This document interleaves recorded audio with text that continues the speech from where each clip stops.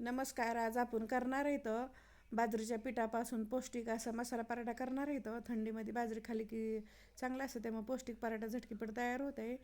रेसिपीला सुरुवात करू. 2 वाट्या बाजरीचं पीठ घेतलेलं आहे आणि 2 चमचे बेसन पीठ घेतलेलं आहे. बेसन पिठाच्या ऐवजी गव्हाचं पीठ, ज्वारीचं पीठ टाकलं तरी चालतं आहे. बाइंडिंग येण्यासाठी टाकायचं आपल्याला, आणि नाही कोणतं टाकलं तरी चालत आहे.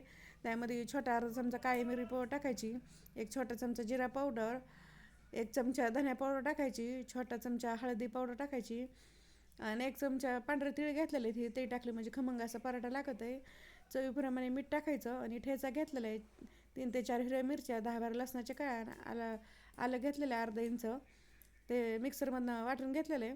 ते टाकून घ्यायचं. त्यामध्ये लाल तिखट टाकणार आहे अर्धा चमचा, आपल्या आवडीप्रमाणे कमी जास्त तिखट करायचं.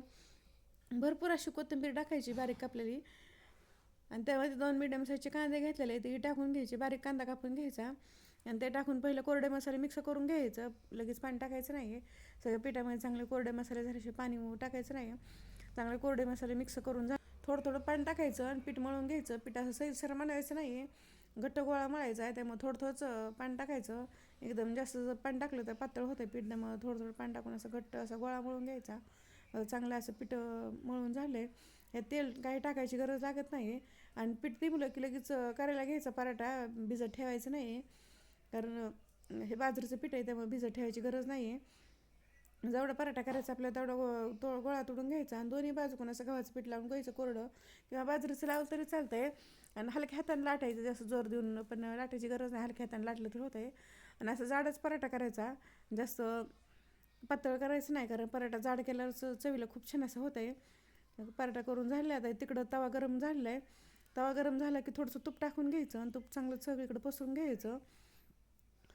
तूप पसरून घेतलं की त्यावरती लगेच पराठा टाकून घ्यायचा आणि खालच्या बाजूकडून 2 ते 3 मिनटासाठी चांगला शेकून घ्यायचा आणि लगेच पलटी करून घ्यायचा. दोन्ही बाजूकडून चांगला असं खरपूस कलर येईपर्यंत भाजून घ्यायचा, म्हणजे चवीला खूप छान असं होतं आहे.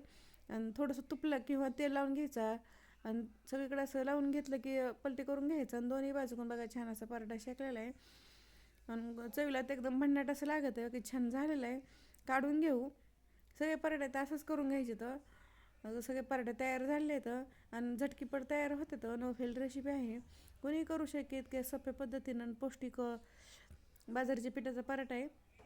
थंडीमध्ये बाजरी खाल्ली चांगली असते, कारण बाजरी गरम असते त्यामुळे थंडीमध्ये भरपूर प्रमाणामध्ये बाजरी खाते. तर हे पराठा तुम्ही चटणीसोबत किंवा दह्यासोबत खायचा, चवीला एकदम भन्नाट असा लागत आहे. एकदा पराठा नक्की ट्राय करा आणि कमेंटमध्ये सांगा हे माझी रेसिपी कशी वाटली. आवडलं असं तर लाईक करा, शेअर करा आणि चॅनलवर नवीन असं सबस्क्राईब करा आणि बेल आयकॉन दाबायला विसरू नका.